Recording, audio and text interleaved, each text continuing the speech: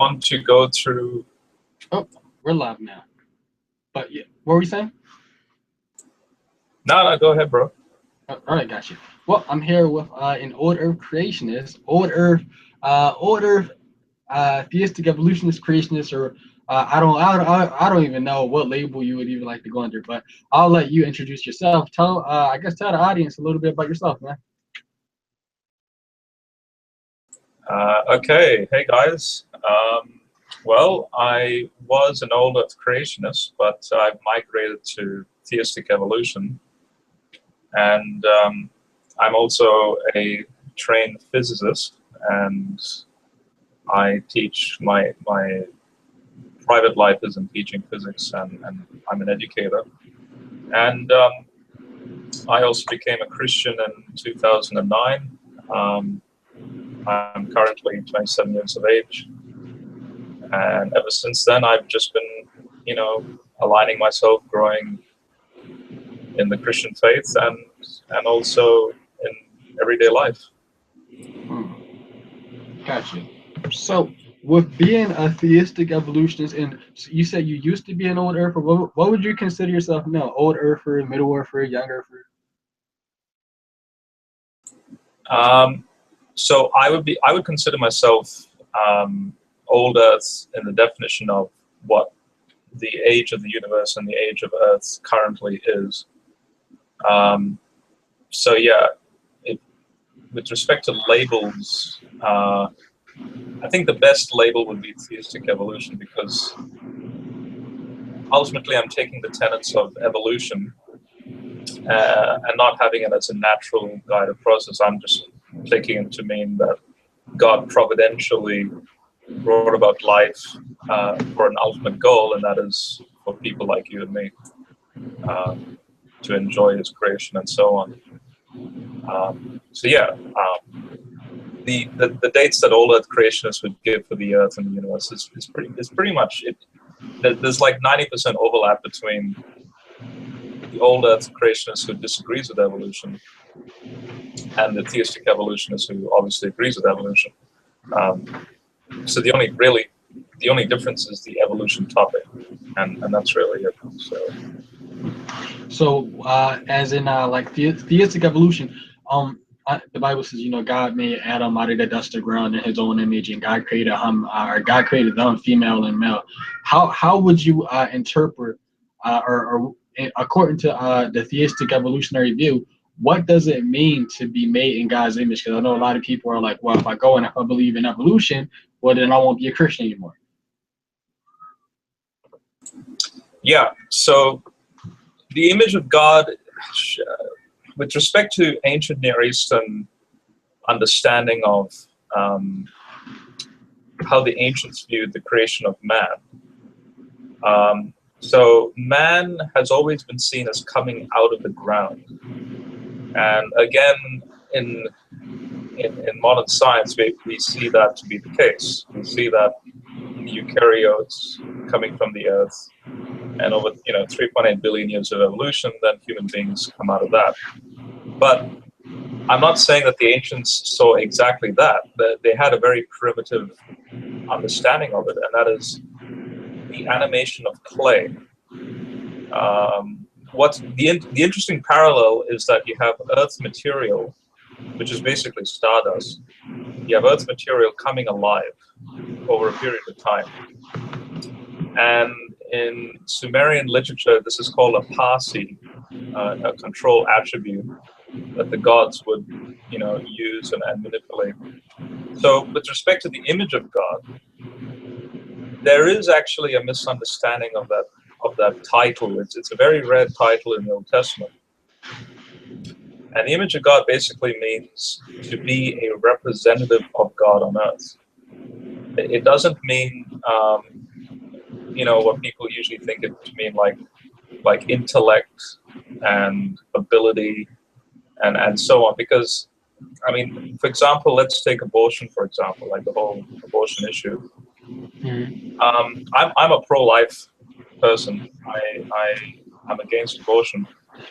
And when I ask Christians, okay, you're pro-life, and why is that the case? And they say, well, we're made in the image of God, so the embryo is made in the image of God. So then I further make the question more succinct. I ask them, okay, is that embryo, is that thinking right now the way you and I think in the sense of praising God? And then usually the response is, well, one day the embryo will praise God. So then the embryo in that context is a potential human being. The embryo is a potential thinking person. So then therefore, image of God won't, like, quote unquote, the image of God means intellect. Well, the intellect isn't there yet. So then the pro-choice people have no problem in suggesting that since you have a potential person, therefore there's nothing wrong in aborting. But when you take the ancient Near Eastern context of what image of God means, and that is the embryo is basically a status symbol, that the embryo is to reflect deity on earth, then that takes a whole new meaning. And so therefore that embryo, if you were to kill the embryo, you're basically murdering that status symbol. To be more blunt, you're basically murdering God in essence. And so that's how I tackle the image of God issue. Okay. With respect to that, yeah. So also with that being said, a lot of people they don't really understand evolution, and I know I tried to make a video yesterday trying to clear up some of those things, and even some people are still giving me feedback about that even afterwards. So I'll do my research, and as my research deepens, I'll change it. But with that being said, could you just explain evolution to the people who think they have an understanding of evolution? And basically, I think you saw my video I did yesterday where I said, look, there needs to be a recorrection of how people explain evolutionary theory, because a lot of creationists who have been going around speaking against evolution, even though it's admirable and honorable that they want to defend biblical creationism, you don't do it in a way where you misinterpret somebody's worldview. And maybe they've been doing it unbeknowingly, but at the same time, they should know by now because they've been doing it for so long. So could you just please explain to the viewers what evolution is and what it means? Okay. Well, evolution is basically the start of very simple life forms, unicellular life forms, 3.8 billion years ago. And anyone can just go, there's a simple chart, for example, if you go timeline of the evolutionary history of life, very easy to follow. You have the formation of the Earth, and we know quite confidently when that took place. And from unicellular life, you gradually move on to simple life in conjunction with, say, meteoritic bombardment around 4 billion years ago. And then you start to have more complex life where photosynthesis is possible, and then you get eukaryotes originating, and from there multicellular life takes place roughly 1 billion years ago. And from that multicellular life, about the Cambrian explosion about 500 million years ago, you get more advanced phyla, more complex beings through and through. And then finally you get the modern humans around, in the neighborhood of about maybe 50,000 years, like that. Now, the issue with Genesis, I think that's what you're trying to angle at. Like, are you saying that are people confused in the context of how evolution might fit with the Genesis account? Well, I honestly believe people just don't understand how evolution works. Because especially one of the most famous definition of evolution that's been going around in not even the old Earth community, but the young Earth community, just creationists in general, is the Kent Hovind definition, which is the change of kinds. I know the answers in Genesis, they go by that, like it's a textbook's definition of evolution. And when you read the textbooks, that's not the definition of evolution. That's a straw man version of evolution. Yeah. So again, for example, when Ken Hovind speaks about kinds, the Hebrew word for kind is min. And again, the interesting thing about the Hebrew word min is that you have, in fact, min translates to species, the Hebrew word. In the Levitical laws and also the laws in Deuteronomy, you have species of animal that have similar characteristics. For example, you have similar birds, or I'm going to take the simple notion of, say, Ken Hovind's, example of the different variety of dog versus a banana. The interesting thing is that there are species that look practically the same, that some of them can sexually reproduce, but yet some can't. The word min would fit the evolutionary definition of species that evolve into something else and they're genetically different. So for example, modern humans are actually genetically different from, say, Albigensis, the prior Homo, genus. So with respect to Kent's straw man on that, he's not looking at the clear definition of the word min, and he's totally ignoring what evolutionists say, and that is the diversity of species through natural selection. Then, with respect to theistic evolution, I say, yeah, natural selection, but then there is some form of divine providence in the sense that God, there is a certain purpose, a peculiar coincidental purpose through the 10 or more extinction events through Earth's history. The fact that all these coincidences takes place, and the sudden upbringing of new species after each extinction event. So, evolution is just the diversity of species through time. And you have, genetic drift, you have mutations, Right, which any creationist who has who's looked into it, they don't have a problem with micro, or at least the way I see it, I don't have a problem with micro and macro evolution. I don't agree on common descent, but I'm still a Christian nonetheless. Even if I were to say, I'm an older creationist or whatever, and a lot of people they think that you have to believe in younger creationism or you're not a Christian. That's not the case. It would be nice if people believed in younger creationism. That's my conviction. But if you don't want to believe in younger creationism, nothing wrong with you being an older creationist. At least in my opinion. I mean, you won't be theologically consistent, but hey, that's people's conviction. So, and we've seen this a lot, especially like with Kent Hovind's debate with Hugh Ross, where Hugh Ross was talking about, I believe in God, I believe God made Adam and Eve, believe that, et cetera, et cetera. And Kent Hovind's like, well, I think you believe in a different God. And that was, well, no, I'm sorry. He said, I believe you're in a cult. And that was, oh my gosh, that was. So how did you come to your stance on millions of years and theistic evolution? Did that come before you became a Christian or after you became a Christian? It was before. I will be honest that when I became a Christian, so obviously there was the training in the sciences. Now, when I did become a Christian, you see,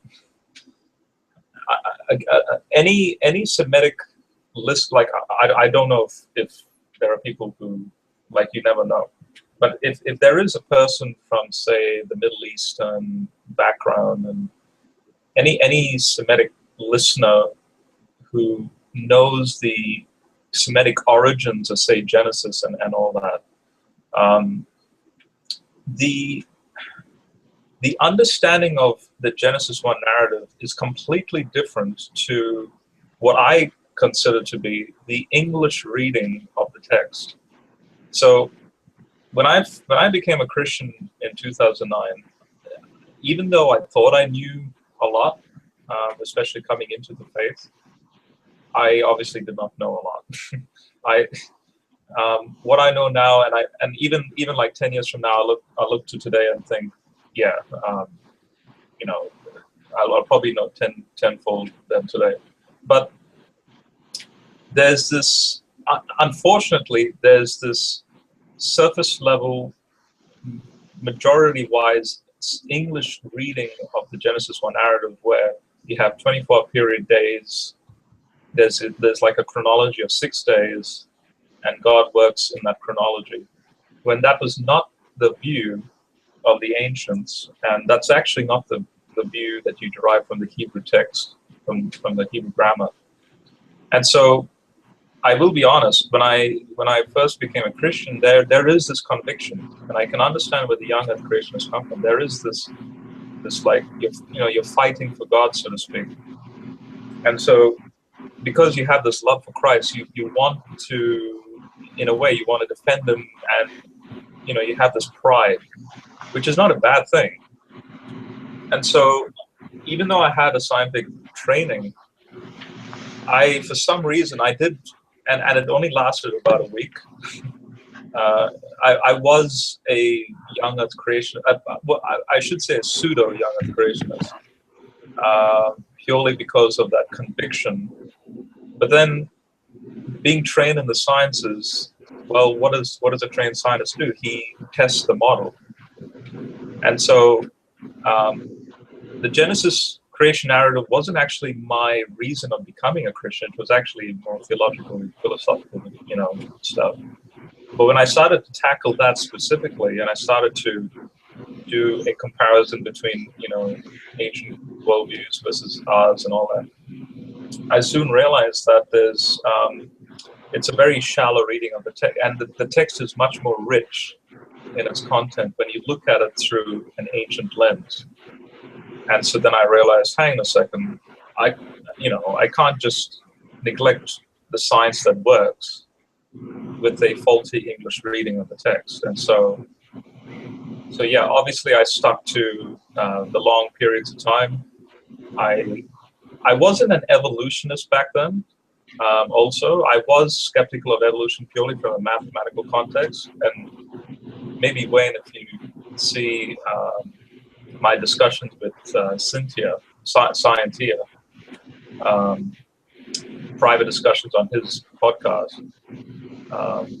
So in that dialogue, I presented the mathematical problems I was having. But then at the same time, quite recently over the last year, I've started to focus in on, I'm a trained physicist, so I'm not a biologist or a paleontologist. But when I started to look into it more, I realized, hang on a second, there is something more to the science here. And I made a video describing, for the first time when I came across it last year, that bird evolution is actually mentioned in the text. And it was a combination of all these things where I realized, okay, ancient views had a lot of content. My own research in the area has a lot of content in evolution. And then the text started to speak more clearly when I delved into more details in the text, and I guess through the providence of God, and yeah, and then I realized, wow, that there is a big connection in all of this. And also the early church fathers, they also spoke about, this doesn't make sense for birds to come out of the oceans, and yet through the process of time, we all come from the oceans, and birds come from reptiles. So yeah, that's where I am at the moment. So what's your story about how you got saved? How do you get saved? Because I know none of that is the reason why you got saved. Okay. Well, my salvation was a very interesting story. So my family originates from India, and I did see a lot of weird things when I was growing up. I left India when I was 9. I did see a lot of the festivals that take place 4 times a year. And there's one specific festival that's devoted to Shiva, where overnight, white powder is thrown by the voodoo doctor, the gurus and the yogis, and to keep it short, basically the next day there's white powder everywhere on the roads. And it's interesting, Indian concept of deity and animation of immaterial objects, inanimate objects. They believe that, for example, if you make an idol, and this is in the ancient Near East as well, if you make an idol, they believe that when you inhabit a demonic spirit or some god into that idol, that the idol animates, even though it doesn't look like it's animating. So the god is like residual within this, within this thing, and so that's what they believed, that these beings resided within the powder, for example. And the reason why is because if they throw this powder on you and you have a disease or something, they believe that the powder washes you from this. So it sucks away this evil forces. And so I remember my mom telling me not to touch it, don't step on any of this powder. But being a mischievous boy, me and a friend, we challenged each other in jumping over these puddles of powder, and so we both landed in a patch, and nothing happened to me, but for some reason he started convulsing and having like an epileptic fit. But it wasn't an epileptic fit like now that I know it's not, because he was speaking, and yet at the same time blood was coming out of his nose and his eyes was rolling back. And so as a little 5-year-old boy, I didn't understand. Like, to me it was all like you have reverence for this sort of thing, you show respect for this sort of thing, even though you don't understand it, even though it's spooky. But then coming into Australia, you don't see this. You don't see, a cow in the middle of the road when traffic has to avoid it and show respect to the cow. You don't see people, if they're sick, you don't see them run to the cow to drink its urine for purification, for example. Like, it's like, it's pristine in the West. Yeah, it's like sterile. There's like a religious sterility that's here in the West. And so through that, I guess, like, maybe I would have been religious if I continued living in India, but moving here very early, being inquisitive, thinking, I like the sciences and the math. And so I never really took to faith. My family did, they are Christian, but for me, I never really believed any of it because I didn't get adequate answers for it. I kept asking Mom, what does this mean? What does that mean? Oh, just take it by faith. You don't need to know. And again, like, that's a God of the gaps type argument. But I guess for a scientist, that is not a good answer. But for those who, have hope, like they base their feelings and hope on that sort of argument, like, there's nothing ultimately wrong with that, because people do generally do well. Like, studies have been done, when people, they can prolong their lives and all that. But for me, it was more of an intellectual thing. And then when I got saved, was the reason how I got saved is because, as an atheist, most or an agnostic, I would question, or I would have this idea that all the religious texts speak the same thing, that no questions asked, this is the way it goes about it, Although, ironically, I never really studied the religious texts. And that's something a lot of, well, some of the atheists out there that are very vocal, they're quite ignorant of the religious text. They're quite ignorant of the background of the text. There are a lot of atheists out there that have a genuine understanding of the text, and those are the ones that I like to converse with as well. But then I basically asked my Opa one day, show me in the Bible where it asks for the scientific methodology of testing the model, you know. And he pointed me to 1 Thessalonians 5:21 that says to put everything to and to accept what is true. And so I'm like, okay, a religious text that is asking me to put it to the test. You know, Isaiah speaks about God saying, "Come, let us reason." Paul and says, you know, he reasons with them with the unknown God, and starts with the creation. So and then fine. So and there's a lot to say, but there's a lot of like looking at the historicity of Christ, looking at the Gospels, the canonization events. You know, there's all this background historical stuff that melded together, and ultimately, yes, there is all this. As a matter of fact, I want to ask you, what do you think about one of my theories is when Christ died on the cross for us, he actually gave his genes for our genes so we can have a spiritual vertical gene transfer. What do you think about that? Sorry, say that again. What did you mean by spiritual vertical gene transfer? Well, you know, vertical gene transfer is when genes are basically transferred between two people, but it's not through reproduction. So the type of gene transfer that I believe that Christ actually made possible for us, and the only reason why I came to that conclusion is because the verse says, it says, hold on, let me actually pull it up right now on my computer. I'm going to read it verse by verse. Give me 1 minute.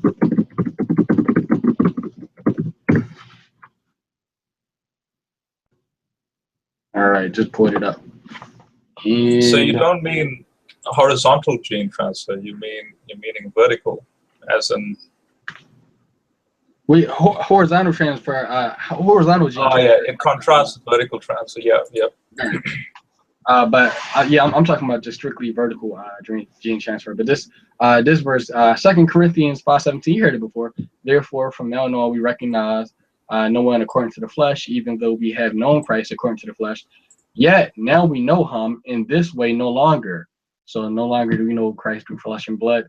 Therefore, if anyone is in Christ, he is a new creation. The old things have passed away. Behold, new things have come. Yeah, so it's in context with, like, I don't see this as being some form of like an offspring sort of thing, because vertical gene transfer and all is to do with, you know, where Jesus would have to be my parent. That doesn't make sense in the context of John 1:12 that says over here, to all who received him, those believing in his name, he gave authority to become God's children. So now we are all God's sons of God, born not merely in a genetic sense. The Greek word is very precise there, not in a genetic sense, nor from lust, nor from man's desire, but from the will of God. And if you go back to 2 Corinthians 5, notice that he speaks, Paul in verse 2, he speaks about the heavenly dwelling. We long to put on a heavenly dwelling. The Greek word only appears twice, and that's oikaterion. It's the same dwelling that the angels have, that Jude speaks about. So he uses the same word. And so it's that dwelling, to be clothed in Christ, to be in that other realm where the physics is totally different to the realm that we have today. And Revelation 21 focuses on that. So it's a clothing that you can't compare with, you know, biological. Biological. All right, got you. So I guess I was focusing too much on the natural. Yeah. So with that being said, also too, and this isn't even Christianity or nothing like that. But when you went to school for physics, right, to become a physicist, how was that experience? Because I've been thinking about going back to school for probably like evolutionary biology or something like that, dealing with like evolutionary studies. Like, did you like it? How long was it? Like, what was the process? Yeah, so the process is, if you enjoy the subject, then the process is basically, to say it crudely, it's your idol. And so, but it's not a bad thing. It's something where it's your baby. You just live it. You know, you read material, but then it can become dry if you're just reading material. So this is where you can be that inquisitor. You can go and perform the physics experiments either on the computer. In fact, now today you can do that. There's now a tendency to have young students in physics where I guess they're just too lazy to go out and perform it outside. You know, like say if you're in the aerodynamics area, and if you're going to make model airplanes and all that, but now you can actually program, and this is where it's like you're killing two birds with one stone. You're learning how to program, and you can program in the physics that you're learning to see how the simulations take place. And it's really a wonder to see how, again, the mathematical structure of this universe, how it actually all works. And so that's the big joy in this. And for me, I just give glory to God, because who was at the beginning? The Logos. And the Greeks, like the Zeno philosophy school, they thought of the Logos as the rational universal law that governs this universe. And John comes along and says, yeah, that's Jesus. He's the Logos. He's the one who has brought into being this structure, this metaphysical structure. And so if you're going to go into biology, now I haven't been trained in that area, so I don't know the processes in that. But I will say this: any science discipline, when done right, and when you have a passion for it, is, although each has their own like specific ways of going about things, it's all the same joy and experience of discovering what you thought would never have been there. And so, as a Christian as well, I think you'd be glorifying God even more, because that is ultimately the drive of, like, for example, the early Renaissance Christians, like Maxwell, when he proposed the light theory. In his own devotions, he spoke about God being light and all that stuff. So yeah, I think you'd thoroughly enjoy it. And, Thanks, man. But it is hard work. It is at the end of the day, it is hard work. But don't let that be something that will make you drive away from it. It's just if it's your baby, then you'll always fight for it. You know. No, that's right. Oh, one of the last things too, getting back to, and I'm gonna end it with millions of years. Now, this is something that a lot of people, if you follow Answers in Genesis, this is like the millions of years cruncher, and they say, I don't know how, or Ken Ham, he says, I don't know how people who say they're Christian can say that they believe in millions of years, because if the Earth is millions of years old, or if God made the universe in millions of years through evolutionary processes, that's a process that involves millions of years of death, disease, bloodshed, and then the old population has to die out for a new population. What would you say to that? Sorry, you breaking up with the last point. Can you repeat that? Ken Ham, he says this, and also I don't want you guys to say that I said this. You guys can look up his Answers in Genesis video. This was there death before Adam sinned, and he speaks on this, and he says, right. I don't know how people believe in evolution, and they also believe that death came, that death came into the world through Adam first. So my question to you would be, how would you tackle that? How would you tackle what Ken Ham said? Right, right. Yeah, so Ken Ham is relying on Romans 5. And so in verse 12 it says, just as sin entered the world through one man, and death resulted from sin, therefore everyone dies because everyone has sinned. Now again,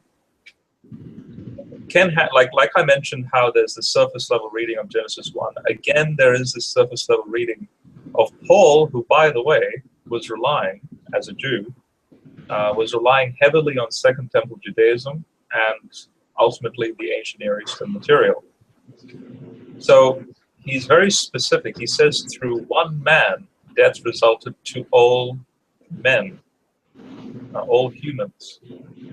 In Romans chapter 8, he then says, from verse 18 onwards, he says, for I consider that the sufferings of this present time are not worth comparing with the glory that will be revealed to us. So that's the glory we just spoke about in 2 Corinthians. For the creation, now, when he speaks about the creation, he's literally speaking about the meresm. It's a technical word meaning the totality of everything from verse 1 of Genesis chapter 1. So in the beginning, God created the universe.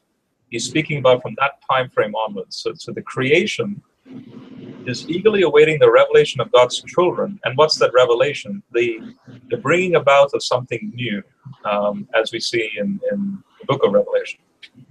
And then in verse 20, he says, because the creation has become subject to futility, though not by anything it did.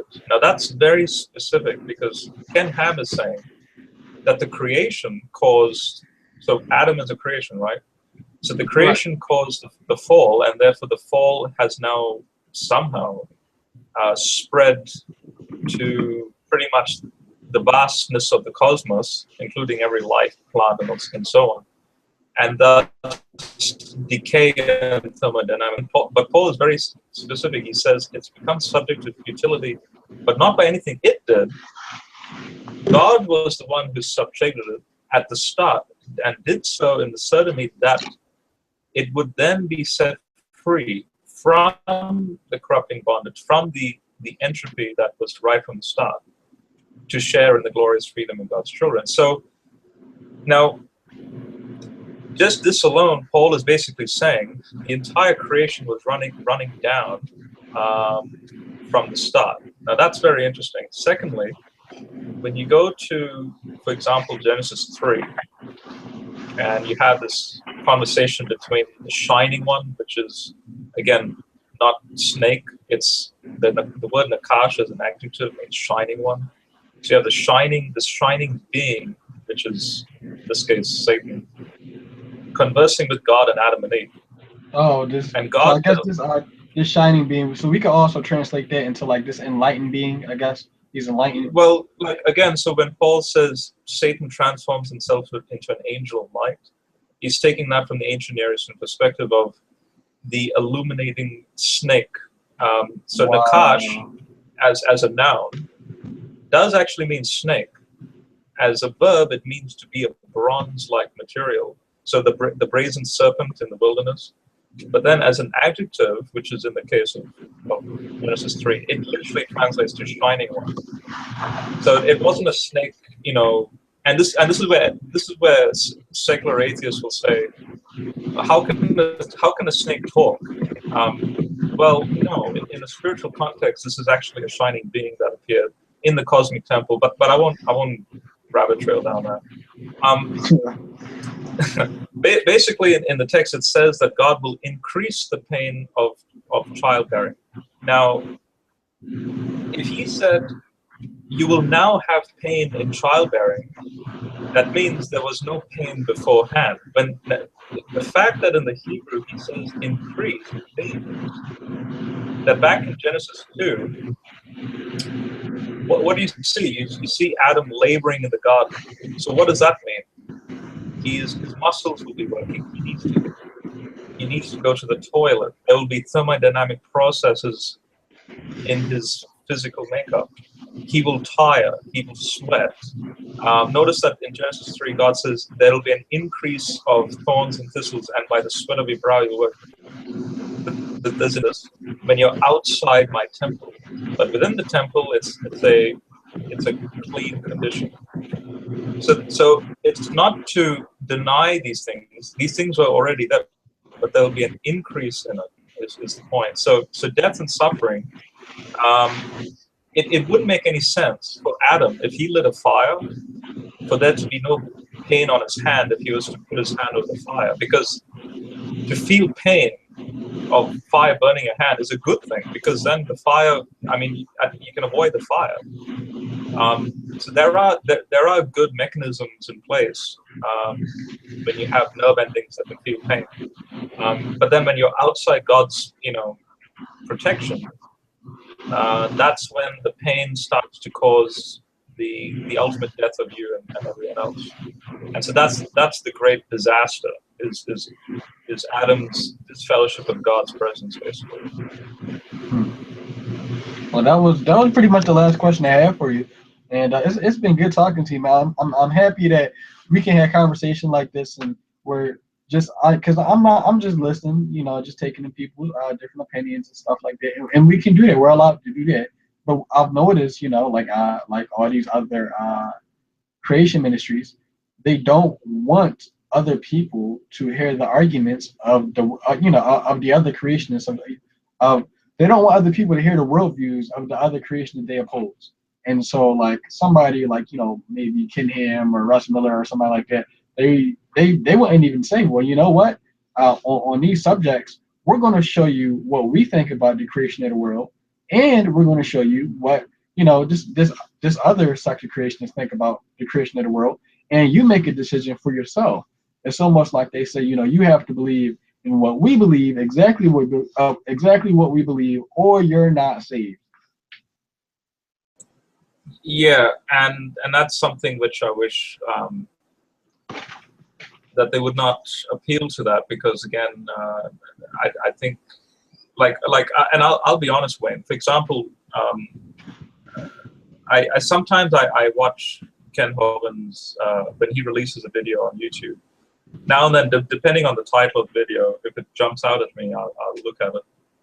And for example, there's been a bit of a controversy between James White and Ken Hovind with respect to the King James. I don't know if you noticed that. Yeah, I've heard of it. I haven't really gotten into it because I don't care. Yeah, so this is just an analogy of what I'm getting at. So, well, I'll ask you the question as well.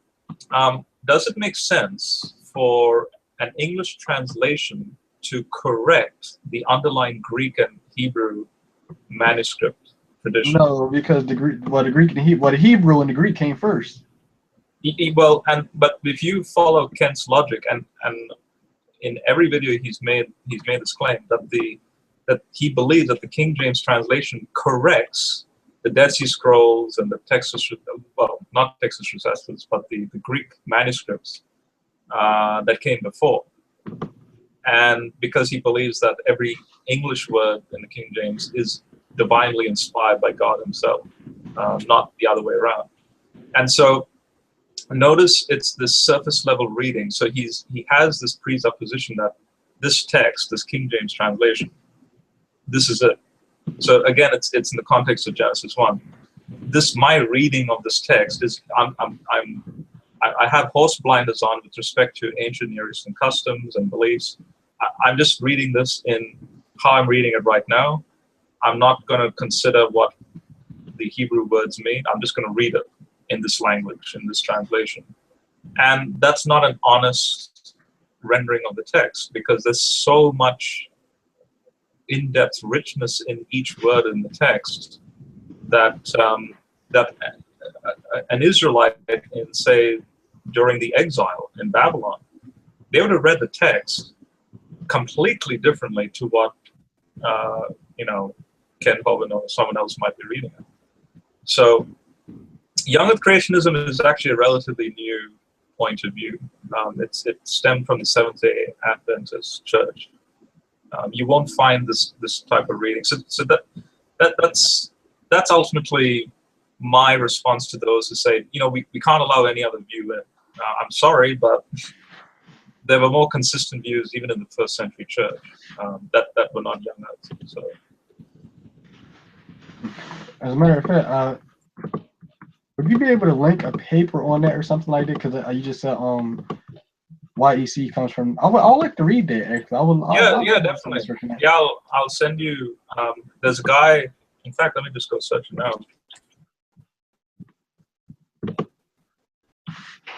Christian evolutionist by the name of Gibson. Let me just go find it for you.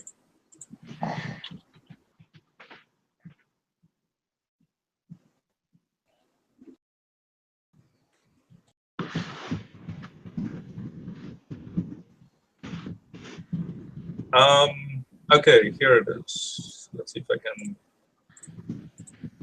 cache this and get the link for you. And I think you should be getting in the chat.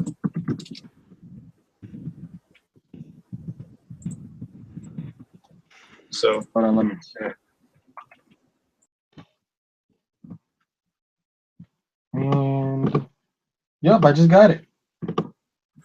Cool. Have a read of that. Also, what's a really good read? I was actually going to share this with you if you did bring it up.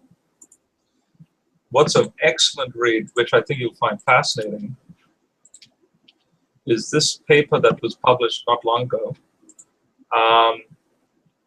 It's the German word Heilgeschichte means salvation history, and it's in regards to Genesis chapter 5, the genealogy, and again it's based on people like Ussher who took that as a strict chronology.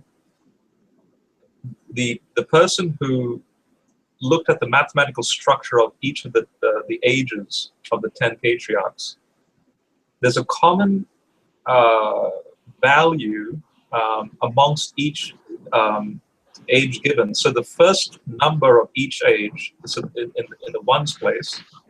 So for example, Adam is 930, right? Yeah. The first value is 0. Then you have other values of 2, 5, and it's common. The 0 to 5 is common in each value, in each number, the ending age of each patriarch. And he then showcases that this is based on the Sumerian king list, which is based on a base, what's called a base 60, a sexagesimal base 60 number system, which means that the values given are actually not real years. They represent what's called salvation history markers of time. So with respect to, say, when an evolutionist says that the modern Homo sapien came about, say, 50,000 years ago, and that doesn't fit chronologically with Genesis 5, but hang on a second, when you actually look at the structure of the ages given, there's theological messaging involved. It's not a strict age. So that's an excellent read. It's very easy to read. I think you know what I say too. I say also if the Bible would have said because the Bible doesn't actually give, like, in my opinion, it doesn't give like the age of year, but it gives reference points that you can draw to I guess make the right conclusion. But if the Bible would have said and the year was or this happened like what, like so X amount of years ago. I mean, because it's now 2016, that wouldn't, you know what I mean? It wouldn't be consistent. Yeah. So that's a careful study. It takes into account, for example, during the flood scenario, you have a hierarchical structural system of 40 days, 40 nights. And then that extends to 150 days with respect to 7 days in a week, with respect to 40 days, 40 nights, and then it reverses the structure. Now, it does speaks about the time, place, hour, month, but then at the same time, there's this hierarchical structure, which is, by the way, Genesis being the Jews in exile in Babylon, that hierarchical structure is a theological message against the false gods of Babylon. And so there was editorial works taking place in the original text. For example, if you see in Genesis 14, you see the notion of Abraham when he's trying to rescue Lot. It says that he goes as far as Dan, when actually Dan didn't exist at the time of Abraham. Dan was a tribal entity at the time of Moses. The original word was Laish. And so you have this example of an editorial work taking place. Now, why did they do that? Well, the people at the time of the Babylonian exile, the children would not have understood Laish. They would have understood Dan, because that's the same location. Now, an atheist might say, but then that means there's a change in the text and we can't trust the text. But hang on a second. The book of Judges, in chapter 18, it actually says that Laish was changed to Dan. The original name was Laish. So the Bible as a composite whole defends itself, even though there's these editorial changes. And so my point is that the text is consistent when you look at these changes, and at the same time you see the reason why, for example, these ages are so long. It's not that Adam lived for 900 plus years. The value itself, based on this sexagesimal mathematical system, has a hidden theological message behind it. In fact, I'll just end it with this: Methuselah is 969, right? Did you know that that's actually based on a triangle? Sorry, can I be heard? Yeah, you broke up a little bit. Yeah. Okay. 969 is based on a triangular number of 153. Can you hear me now? Yeah, no, I'm looking at the side chat. Oh, okay. Yeah. So yeah, Methuselah, the triangular number of 969, so from numbers 1 to 17, when you add them all up, with respect to the value of 153, and you cube it, each value you get, so 1 cubed plus 5 cubed plus 3 cubed, you still get the same value of 153. But then when you put it into a triangular form, you get 969. And guess what? 153 is the number of fish that was caught in John 21. Remember when Peter and all the catch the fish? Oh, wow. So now notice that 153 then is a resurrection value. And so there's this peculiar connection of, well, why did John use 153? Because there's this hidden triangular number that's connected to the meaning of Methuselah. So that means Methuselah's age is not literally 969. There's a theological message of resurrection from death, because Methuselah speaks about death. That's what his name means. When he dies, it should happen. So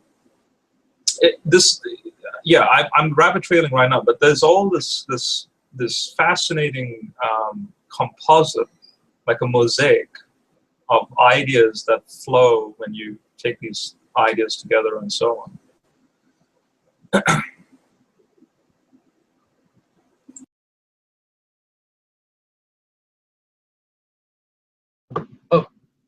I was muted for a second. One last thing. I know I've been saying one last thing for like 4 minutes now. So there's been this weird, crazy debate going around, and it's the round Earth people versus the flat Earth people. Oh man! To be honest, I don't even know why it's increased in popularity. Like what the heck has caused this really stupid point of view? I mean, okay. So you want my take on that? Like, yeah, yeah. Okay. So this sort of thing wasn't big like when I was growing up. Like only for some reason now it seems to be becoming prevalent. But so yes, I will say that even though I'm a concordist, now a concordist is basically a person who looks at ancient scripture and like, for example, I said that there's bird evolution in the text. So I'm basically saying that there's science, modern science, engraved or hidden in the underlying text. But the way the ancients would have seen the world, also through the text, and the text echoes this, is that yes, the world was flat. Yes, there was a geocentric point of view. Yes, the atmosphere was a solid dome that had windows to allow the blue water. So when the ancients looked at the clear blue sky, they were thinking that water intrinsically was the color blue because they saw that the ocean was blue. They didn't know that the ocean's blue because of the reflection of the sky. So they thought, okay, since the ocean is blue, that means the blue sky, that means there's water above the sky somehow. Well, how does it stay up there? Well, that means there's this transparent, like glass, like, canopy, this solid dome thing that keeps it up there. And the gods, when it needs to rain, the gods allow windows open for this blue water up there to fall down. So yeah, there are these ideas that you also see in the biblical text. The waters above and below the dome in Genesis 1:7. That sort of idea. In Genesis 7, it says the windows of heaven opened up, right? Exactly. So that language speaks of this primitive idea of the world. Now, would a modern scientist be right in having a form of making fun of, like ridiculing the ideas of these people? And the thing is that no, these people were very sophisticated in their own context, in the sense that yes, they did have a wrong view of the world, scientifically, ultimately speaking, but their view in their context actually was correct, because the people, as demonstrated in the early chapters of Genesis, they were an agricultural group. Now notice, Adam is tending the garden. So, and paleontologically, we see that the first things that people did 40, 50,000 years ago was that they were agriculturalists. And based on this, even though it's a wrong idea, but the weird thing is that this idea of, from an agricultural point of view, knowing the seasons, the times, the days, and so on, when they observed the way the heavens work in that context, it worked perfectly. Their geocentric systems were, in fact, if I was to take the mathematical model of geocentrism and apply it to, say, ship navigation, even right now, I would be able to sail accurately based on the geocentric point of view. But notice, geocentric is because my point of view is where I'm positioned, and that's the Earth. But if I go out in space, then the sun is the context, the point of view. You're a geocentrist. No. What I'm saying is that the scientific models of the day, so geocentrism and the idea of what I just said about flat Earth, solid dome, that sort of stuff. Right. It worked in their context. There was nothing wrong in their own cultural context, specifically in agriculture. But as humanity advances along and becomes more adventurous, let's say, models need to be refined. And I call heliocentrism nothing but a refinement of geocentrism, because your frame of reference is not the Earth when you're traveling to Mars. Your frame of reference is actually you adjacent to the star that's in the center of the solar system, and which all these planets are orbiting around.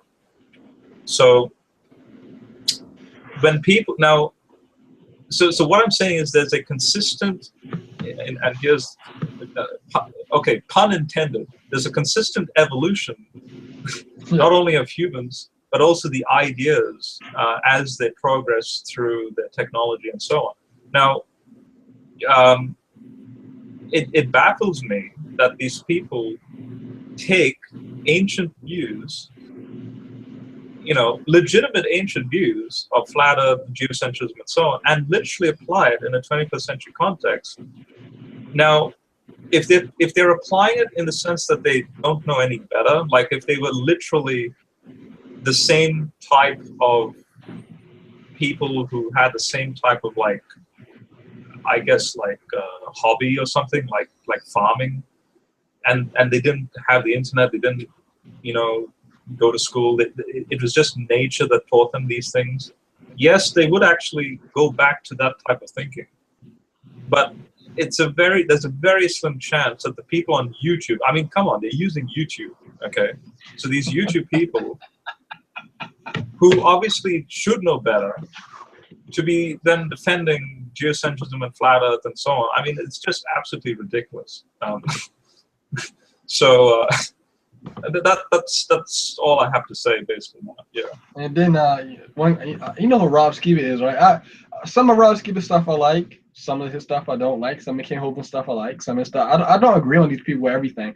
But Rob Skiba, he recently got on like the flat Earth train, and he's like, yeah, you know, this is what, you know, the people back in biblical times believed in, and you know, and the fathers believed in this. And so when they were writing the Bible, Isaiah, he obviously knew the difference between a ball and a circle. And so God forbid if a Christian ever sees Earth from outer space and it's not a dome, you know what that means? That means we just can't take the Bible literally more. And I was just like, what? Yeah. Yeah, I mean, so yeah, even with respect to the church fathers, I can show, for example, you have this very fascinating sophistication of thinking, now pure philosophical thought, as to, for example, the notion of there being a solid dome. So, for example, Josephus, and Kemp has also used this, that Josephus speaks about an ice canopy around the earth. Now, Saint Basil comes along and says, well, if that's the case, and then he describes the reason why people believe this, and it's the same description I gave you. It's transparent, there's no cracks in this dome, like you don't see, oh, there's a crack there, and so therefore it is a solid dome. There's this like peculiar it's like invisible, it's like an invisible force field or something. And then he says it's a very childish way of looking at things. And then he goes on to describe how if it is a solid structure, it's just impossible for it to exist. How would it be generated to begin with? And then it's interesting. People like Jerome, people like Augustine, these people who take from the Greek sciences that come much earlier, like in the 3rd century BC, people were actually looking at the Earth being a sphere and in a heliocentric context, based on their own fascinating, like they were well ahead of their time, the way they thought about things. And so Augustine specifically says that it all comes to frame of reference, like what I just said. So, for example, there's a psalm. I'll just go and try and quickly find it. That speaks about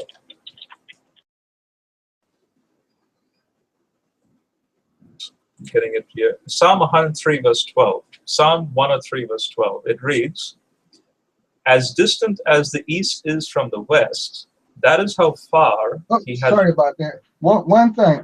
So Ken Hovind just called me, and he's going to be free tomorrow. So if you want to get in on a conversation with Kent tomorrow around 11 o'clock Eastern Standard Time, he said he's down. Yeah, I'm up for that. If I'll see if I can do it, and I'll keep you posted. All right, gotcha. Yep. So I'll just quickly end with this claim. So Psalm 103, verse 12. As distant as the east is from the west, that is how far he has removed our sins from us. Now, notice, Augustine says that this can be viewed as a flat earth, because as distant as the east is from the west, that means you have a plane going into infinite directions, infinitely into the east, infinitely into the west. But then from the frame of reference of, say, a spherical ball that rotates, you can go infinitely east, and you'll never reach the west, right? You'll always go east if you're going east. You'll always go west if you're going west, from your specific frame of reference. So to an ancient culture, they thought flat earth. To a modern 21st century culture, you can you can include a spherical Earth, and it's the same language that communicates. Well, what's the essence? What's the theological message? That is how far He has removed our sins from us. So to then force in flat Earth into this text is missing the point of the message. So yeah. All right. Well, I think we're going to end with that. It's been good talking to you, man.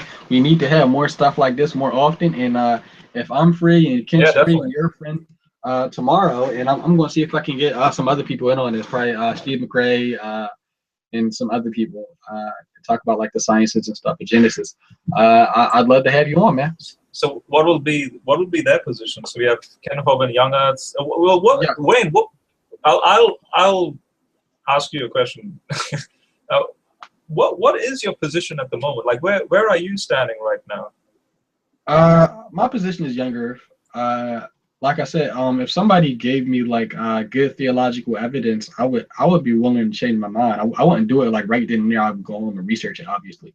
But I changed my position on macroevolution. Macroevolution does happen, but from what I've seen, we haven't seen any macroevolutionary changes that happen really, really fast. It's a really, really, really slow process, and we haven't observed any that I know of. We've only observed micro. People say we observe macro, and we it's stuff that happened in the past. So people bring up like the fossil records. So and stuff like you agree with macro in the sense of an accumulation of micro changes over a vast period of time to make it a macro change. I would say. Or are you saying that it's a very fast macro change? When you say fast change, I think that fast changes happen, but they aren't beneficial changes. These changes are like bad changes, like genetic entropy. Here you go. Because you see, a macro change, for example, if I'm just going with the presupposition of, say, when Ken says 4,000 years ago a flood took place and all that. Right. So the species, like if you have 30,000 species coming out of the ark, and there's roughly 10 million species today, then you have macro level species of change, like 5 species a day, just every day taking place. Oh yeah. Well, you mean speciation or allopatric speciation, where that's like a completely like different species and it can't breed with the old one.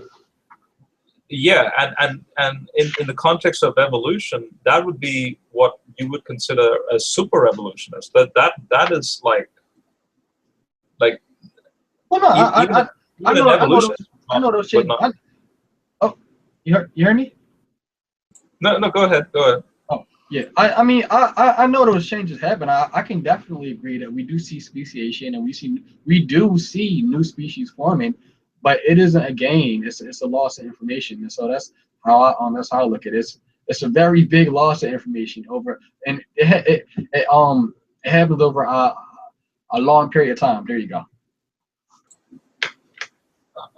So now I need to convince you that the long period of time is millions of years. Yeah, well, that's a whole other conversation. Yeah. No, but definitely look into like I know we're going to end it, but definitely look into